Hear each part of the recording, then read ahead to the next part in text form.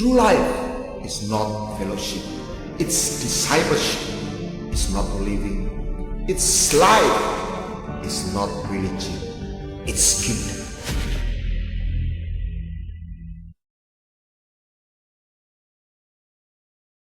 Sebelum saya menyampaikan firman Tuhan, saya ajak mari kita berdoa. Mari kita berdoa.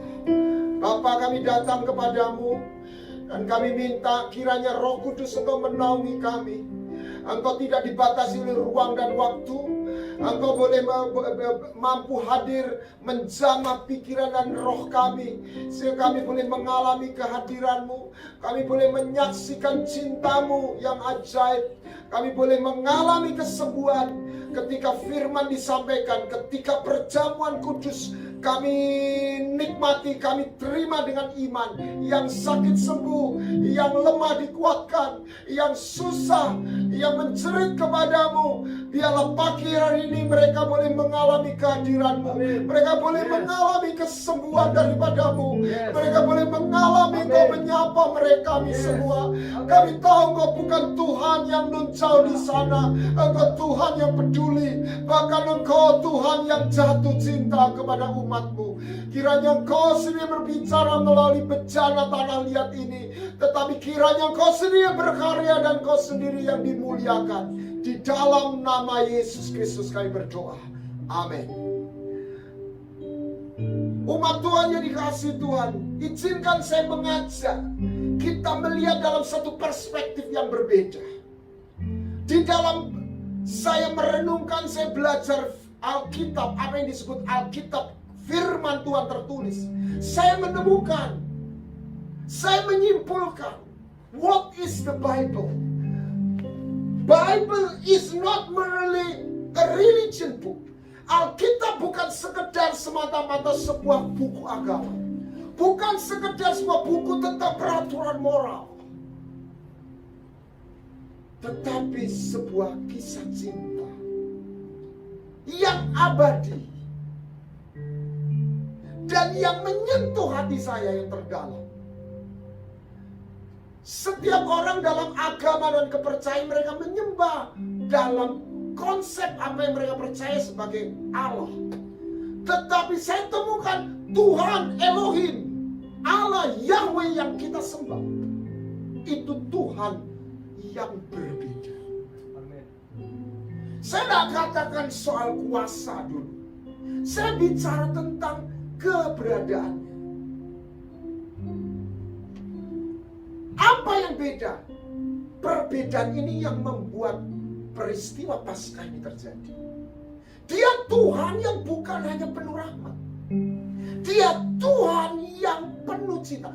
Dia bukan hanya Tuhan yang penuh cinta. Dia Tuhan yang jatuh cinta. Apa yang Anda rasakan, apa yang Anda alami, secara simpel saja, ketika Anda jatuh cinta, anak muda bisa menjawab, dia ingin ketemu. Dan Alkitab mencatat ketika Adam jatuh dalam dosa, di dalam ayat sebelumnya dikatakan, mereka mendengar bunyi langkah Tuhan Allah berjalan-jalan dalam taman. Taman Eden itu di mana? Di bumi. Jadi ini konsep Tuhan yang berbeda. Sejak dalam kitab Kejadian, Tuhan itu adalah Tuhan yang berteofani. Tuhan yang berkunjung di bumi. Ini beda dengan konsep kepercayaan yang lain. Tuhan yang transenden, Tuhan yang gak bisa difahami seperti waktu Paulus menginjili Athena, ada satu patung yang dikatakan Allah yang gak dikenal. Ini Tuhan sejak semula dikenal oleh Adam. Manusia diberi kemampuan untuk dikenal dan mengenal Tuhan. Dan dalam memanifestasikan cintanya, dia tidak hanya berkata aku mencintaimu. Dia menjumpai Adam. Dia berjalan-jalan. Nah, waktu itu Adam sembunyi. Dan kata pertama yang Tuhan katakan kepada Adam adalah, di manakah kau? Banyak orang gak merenung tentang kata ini.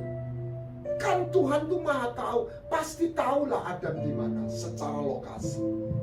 Iya, tetapi Tuhan nggak kehilangan, bukan tidak tahu, tetapi Tuhan melihat Adam itu keluar dari dimensi surga. Kalau HP ini sekarang, Adam ini HP-nya rusak, Wi-Fi-nya off, dan Tuhan tidak bisa connect dengan Adam, karena Adam sudah terpental dari alam roh. Dosa membuat hubungan ini terputus. Tetapi dalam cintanya Tuhan berkata, di mana kau? Artinya bukan di mana, tetapi aku kehilangan. Aku kehilangan, I miss you. Nah, saya percaya peristiwa Paskah ini lahir dari sebuah cerita. Where are you, my son? Di manakah engkau? Dan Tuhan itu, makanya Tuhan itu Tuhan yang penuh cinta untuk sebuah tujuan. Tuhan membebaskan bangsa Israel. Kalau kita ngomong Paskah, adalah keluarnya bangsa Israel dari Mesir. Tuhan membebaskan bangsa Israel, biarkan umatku pergi, supaya mereka beribadah kepadaku. Jadi Israel tidak hanya dibebaskan untuk dibebaskan, tetapi pembebasan bangsa Israel adalah manifestasi yang saya sebutkan, His compassion, belas kasihannya, karena orang Israel menderita di perbudakan Mesir. Tetapi Tuhan membebaskan bangsa Israel bukan hanya untuk bebas. Untuk apa, Pak? Untuk beribadah. Beribadah dalam arti apa? Makanya begini, saya tarik mundur sedikit. Deal terakhir antara Musa dan Fir'aun adalah tentang ternak. Oke, Fir'aun udah pusing ini, kena tulah demi tulah. Kamu boleh pergi, tapi tinggalkan ternak. Musa bilang, no deal. Kenapa? Kami nggak bisa berangkat tanpa ternak peliharaan kami, karena kami keluar untuk beribadah, dan tidak bisa kami beribadah tanpa korban. Nah, apa efek dan apa kata ibadah itu sendiri? Bukan Tuhan itu gila disembah, tidak. Sebab melalui ibadah, manusia dibawa, umatnya dibawa untuk mengalami kehadiran. Aku akan diam di tengah-tengah umatku. Kalau saya ganti orang Israel, umatku. Aku akan diam di tengah-tengah gerejaku. I will dwell among the children of Israel. Aku akan menjadi Allah mereka. Mereka akan mengetahui bahwa akulah Yahweh, Elohim mereka, Tuhan Allah mereka, yang telah membawa mereka keluar dari tanah Mesir, supaya aku diam di tengah mereka. That I may dwell. Kenapa? Karena dia Tuhan yang ingin ketemu. Kenapa dia ingin ketemu? Karena dia jatuh cinta. Ini bukan cinta biasa. Ini cinta seorang ayah. Ini cinta seorang bapak kepada anaknya. Ini cinta seorang mempelai kepada mempelainya. It's not personal love. It's not general or common love. It's a personal. Bukan cinta yang umum, cinta yang begitu pribadi. Lihat, ini banyak orang gagal paham. Ketika Tuhan menangisi Yerusalem, Yerusalem, Yerusalem, engkau yang telah membunuh nabi. Kenapa Tuhan menangis? Sebagian orang mencibir, Tuhan kok nangis? Tuhan bukan tidak berkuasa, Tuhan bukan lemah, tapi Tuhan jatuh cinta. Dia menangisi anaknya yang tidak mau datang kepada dia. Dan untuk dia membawa kembali, dia tidak melanggar firman. Tadi saya sharing kepada rekan sepelayanan, kepada Pak Sentosa. Pernahkah kita mikir Paskahnya orang Yahudi, orang Israel, yang adalah gambaran Paskah yang kita peringati, kita jalani hari ini, adalah tulah ke-10 sampai tulah, sehingga mereka sampai dipaksa terpaksa, ya sudah. Ya. Tetapi di tulah ke-10 mereka lepas. Di situ orang Israel diminta Tuhan memperingati Paskah. Membuat roti tidak beragi, sayur pahit, dan menyembelih domba. Dagingnya dimakan, darahnya dioleskan. Artinya apa? Itu Tuhan bukan mengalahkan dewa dengan Mesir dengan kuasanya, tetapi Tuhan membayar. Kenapa? Karena kita terjual oleh dosa, karena tipu daya setan. Tapi Tuhan tidak mencuri balik. Tuhan membayar lunas dengan darahnya. Untuk apa? Bukan hanya Israel supaya bebas, tetapi dia bebas dari perbudakan penderitaannya, dari cengkeraman Mesir, gambaran cengkeraman maut, supaya kita beribadah, supaya kita mengalami sebuah persekutuan dengan Tuhan. Paskah bukan sebuah peristiwa, sekedar sebuah ritual. Paskah lahir dari sebuah hati yang begitu dalam. Alkitab penuh dengan kisah yang menggambarkan, yang saya katakan semua tentang Yesus. Kisah pengorbanan Abraham kepada mengorbankan Ishak anaknya. Abraham mengorbankan anaknya Ishak. Itu bukan sekedar sebuah ketaatan Abraham semata. Tuhan berkata, persembahkanlah anakmu yang tunggal satu-satunya. Padahal anaknya 2 waktu itu. Ini kata-kata profetik. Persembahkan dia sebagai korban bakaran. Saya bisa membayangkan stresnya Abraham waktu diminta Ishak menjadi korban. 3 hari dia naik ke gunung. Di situ kata worship pertama di Alkitab itu muncul. Aku ke gunung untuk sembahyang, terjemahan LAI. Tapi bahasa Inggrisnya, we will worship on the mountain.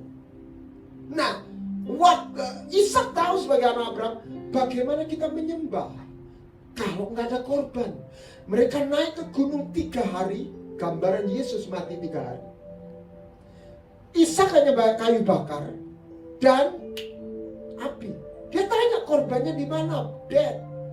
Saya bisa bayangkan stresnya Abraham.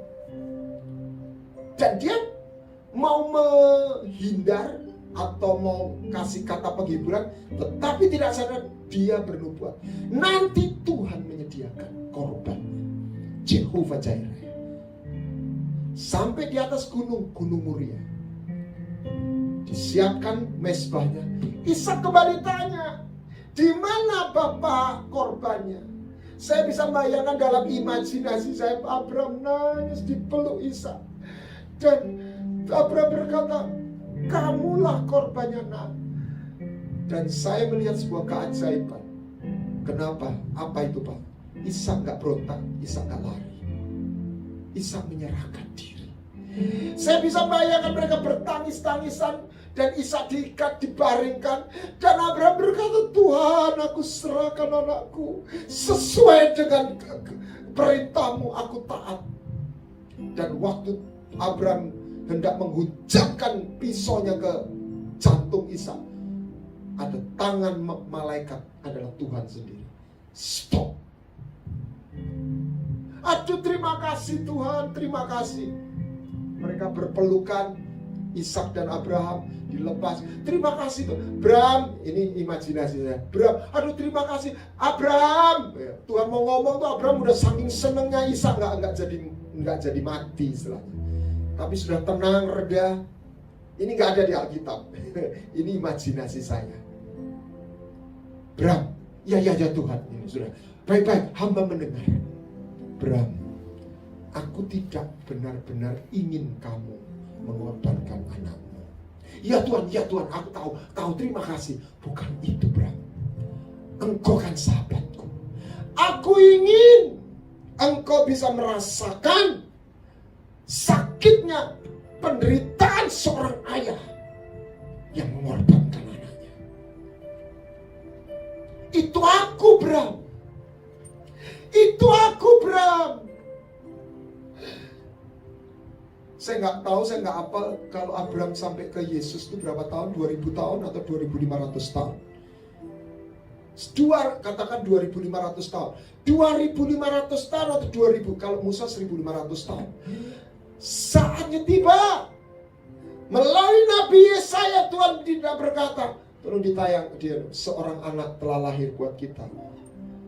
Nanti saatnya datang, Tuhan tidak memberikan kitab lagi. Tuhan tidak memberi sekedar sebuah peraturan baru. Tuhan memberikan perjanjian baru yang tidak dimeteraikan oleh darah binatang, tetapi dimeteraikan oleh darah putranya. Sebab seorang anak telah lahir bagi kita, seorang putra telah diberikan kepada kita. Namanya disebut orang ajaib, wonderful, penasehat ajaib. Jadi Paskah itu lahir dari satu kerinduan Tuhan untuk menyelamatkan kita, untuk supaya kita ketemu dengan Dia. Maka ini dikatakan karena begitu besar, bukan hanya kasih, begitu besar. Yohanes ingin menggambarkan dengan sebuah kalimat begitu besar. So God loved the world. So, begitu besar. Saya suka kata begitu besar. Cinta yang saya sebut dalam perjanjian. Cinta yang ingin orang yang dikasihnya bisa kembali ke dia. Cinta yang untuk dia bisa ketemu, dia rela memberikan miliknya yang berharga. Nah, banyak orang tidak tahu, ketika manusia jatuh dalam dosa, persoalannya bukan hanya dosa. Persoalannya ada tuntutan keadilan hukum Taurat yang menuntut dia. Ada maut yang mendakwa, ada maut yang membelenggu, sehingga orang mau baik, orang dengan hukum Taurat atau tanpa hukum Taurat tetap mati karena maut berkuasa. Karena ada dosa di situ maut. Maut bukan sekedar orang mati. Maut adalah power yang memisahkan manusia dengan Tuhan.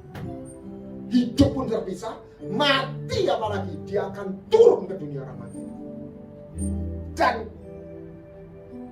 kerinduan Tuhan yang diekspresikan, I miss you, where are you? Dia wujudkan dengan dia memberikan putranya, supaya setiap orang ditebus bukan hanya bebas, supaya bertemu, mengalami hadiratnya. Nah, jadi dia kematian dan kebangkitan itu gak bisa dipisahkan. Nah, Yesus tidak cukup mati, Yesus mati dan bangkit. Paskah dengan kebangkitan di hari Minggu itu dua hal yang tidak bisa terpisahkan. Dia menjadi penebus, dia jadi penakluk, dan dia jadi penghubung. Jadi kematiannya, kebangkitannya, naik ke surga, Roh Kudus turun. Naik ke surga, dia sebagai penghubung. Kematiannya, dia sebagai penebus, juru selamat. Kebangkitannya, dia sebagai yang mengalahkan maut. Nah, mari kita mulai satu demi satu. Jadi waktu manusia jatuh dalam dosa, itu tidak sesederhana yang dipikir orang. Surga dalam keadilannya membuat manusia yang menjadi darah daging fana itu gak bisa connect. 1 Korintus 15 ayat 50 kalau gak salah. Darah daging gak bisa ambil bagian dalam kerajaan surga. Makanya manusia harus dilahirkan dalam roh.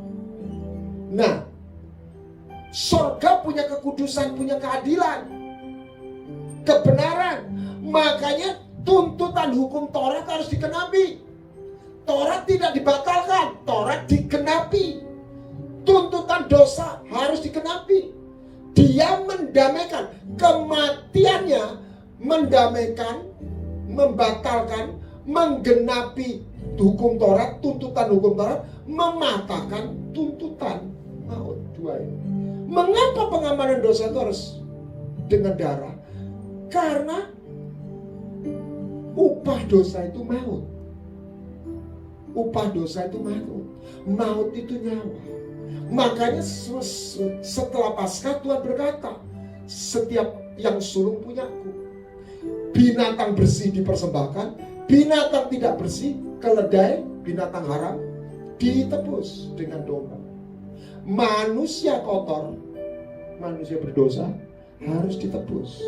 Bukan dengan darah binatang. Binatang ditebus sama binatang. Manusia ditebus sama manusia sebenarnya. Maka dikatakan darah binatang tidak bisa menebus dosa. Loh kok bisa? Zamannya bisa. Itu karena bayar cek mundur. Yesus menggenapi. Nah, inilah firman. Prinsip rohaninya. Nyawa ganti nyawa. Jadi manusia kotor harus ditebus oleh manusia surga. Darahnya nyawanya manusia kotor berdosa diganti dengan darahnya yang kudus. Yang kedua, dia harus menaklukkan. Karena diampuni saja manusia tetap terblokade. Maut sudah berkuasa sejak zaman Adam. Maka Yesus bangkit. Engkau telah menaklukkan. Dia menaklukkan maut. Hai maut, di mana sengatmu? Kebangkitannya dia mengalahkan maut. Kuasa maut itu pedang kelaparan sampah. Kalau dia mengalahkan maut, sekaligus dia membebaskan para tawanan. Makanya ada orang-orang yang dilepaskan, ada orang-orang yang bangkit dari kubur. Orang-orang kudus dalam perjanjian lama bangkit dari kubur, membebaskan tawanan, dilepaskan karena dia mengalahkan yang menawan. Kematian dan kebangkitannya menjadi satu. Dia mengalahkan maut. Dia bukan hanya mengampuni, dia mengalahkan. Mari kita mempercayai, kita bersedia mati bersama dia supaya kita dibangkitkan. Kita mengalami cintanya, kita menerima cintanya untuk kita melihat kuasanya. Blokadenya dipatahkan seperti dalam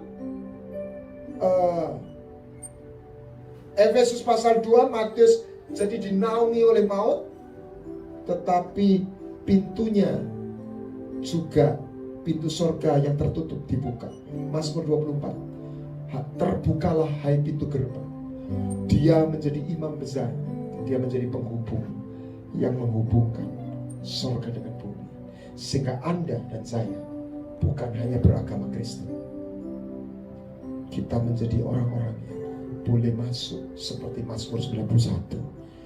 Diam di tempat rahasia tabernakelnya. Bukan tabernakel buatan manusia, alam surgawi. In His presence kita akan melihat sebuah perlindungan, satu kekuatan yang melindungi kita dari bahaya. Temukan itu. Yang ketujuh, dia memeteraikan kita dengan Roh Kudus. Supaya apa? Supaya wifi kita on. Sehingga nomor kita bukan hanya terdaftar. Kita bisa masuk dalam alam dunia visual. Kita bisa masuk dalam dimensi. Haleluya. Surgawi. Kita boleh mengalami di sana 2 tambah 5 bukan 7 lagi. Di sana rotinya tersedia, air minumnya terjamin. Di situ ada perlindungan. Di situ dia menyembunyikan kita di pondok tabernakelnya. He hide me in the secret place of His tabernacle. Dan melalui perjamuan kudus, tubuh dan darahnya, kita memperingati, kita secara tindakan iman, kita terima tubuhnya, kita terima darahnya, kita masuk dalam perjanjiannya. Kita bukan hanya menerima pengampunan dosa, tapi kita dibawa untuk boleh masuk dalam dimensi surga. Karena blokadenya sudah dipatahkan, jalannya sudah dibuat, jalan tolnya, highway-nya. Dia imam besar yang melewati semua level surga, dan dia membuka pintu surga. Oleh sebab itu mari kita lihat pagi hari ini kematian Yesus yang pertama lahir dari hati seorang ayah yang tidak ingin anaknya hilang selamanya. Yang dia katakan, di manakah kau? Mari kita tangkap saat ini. Jangan taruh hidup imanmu kepada aku mengasihi Tuhan. Taruhlah hidup imanmu dengan satu kebenaran. Tuhan mengasihi kita. Bukan kita yang cari Tuhan lebih dulu, Tuhan yang mencari kita. Bagian kita adalah menyediakan diri. Tuhan, aku mau kau cintai, aku mau kau miliki. Dengar dia berkata, dia menjerit, anakku, anakku, anakku. Jangan taruh imanmu kepada kuasa Tuhan lebih dulu. Taruhlah imanmu pada cintanya Tuhan lebih dulu. Dari situ engkau akan memahami kebenarannya.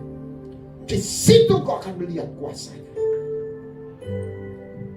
Orang-orang yang menjadi martir, orang-orang yang menantang dan tidak menyerah kepada ancaman maut, bukanlah orang-orang yang mengalami mempercayakan dirinya pada cintanya lebih dulu, kepada kuasanya lebih dulu, tapi orang-orang yang mempercayai kasih setianya lebih dulu. Kegagalan Israel, mereka hanya percaya kepada perbuatan Tuhan. Mereka tidak atau gagal percaya kepada kasih setia dan kesetiaan Tuhan. Itulah yang ditemukan Daud. Makanya dia membuat banyak mazmur dan nyanyian. Semuanya diakhiri apa?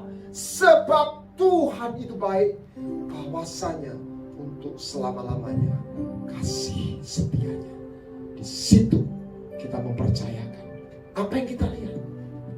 Nyawanya saja tidak ditayangkan, disayangkan. Terlebih lagi ketika kita berseru, Bapa, Bapa, di tengah-tengah kesulitan, situasi yang tidak mudah saat ini, biarlah teriakan kita, oleh karena darah Yesus, naik ke hadirat Allah, naik ke hadirat surga. Anda akan melihat sebuah intervensi surga yang membebaskan kita dari kelaparan, dari sampar, dari pedang. Di tengah-tengah pandemi ini, saya percaya dan saya sedang mengalami, saya sedang melihat bukan hanya perlindungan, pemeliharaan Tuhan di dalam hidup kita. Dan biarlah kita melihat dan kita terpesona dengan kesetiaannya, cintanya. Suaranya belum pernah berhenti. Yerusalem, Yerusalem, umatku, umatku, anakku, anakku, betapa aku rindu menjumpai kau. Betapa aku rindu aku hadir di tengah engkau. Betapa aku rindu aku menyapa. Buka hatimu, dengar suaranya, alami perjumpaan, alami persekutuan tubuh dan darahnya. Yang sakit disembuhkan, yang terikat dilepaskan, yang lemah dikuatkan, yang susah dihiburkan. Alami mujizat pagi hari ini di dalam nama Yesus Kristus. Mari kita berdoa. Bapa, kami percaya dan ajari kami percaya, selalu percaya akan kasih setia. Bapa, buat mata kami melihat cintamu melalui putramu yang rela mati. Engkau rela sakit, engkau rela tersakiti, engkau rela menangis untuk sebuah cinta yang ada di dalam hatimu buat kami. Kami sungguh mempercayai, bahkan aku mendengar dalam rohku engkau berseru, aku mengasihimu dengan kasih yang kekal. Kami mempercayakan hidup kami sepenuhnya Tuhan. Kematian putramu di atas kayu salib meneguhkan hati kami. Kebangkitannya menguatkan hati kami. Naiknya Tuhan Yesus ke sorga dan pencurahan Roh Kudus membuat kami bukan hanya diampuni, kami boleh tinggal di dalam hadirat sorgawi yang membuat kami terlindung, membuat kami terpelihara, yang membuat kami hidup dalam dalam sebuah dimensi yang berbeda dengan apa yang dikatakan realita. Biar tumpahkan tanganmu atas anakmu pagi hari ini, dan biarlah zaman dan anugerahmu menyertai kami di dalam nama Yesus.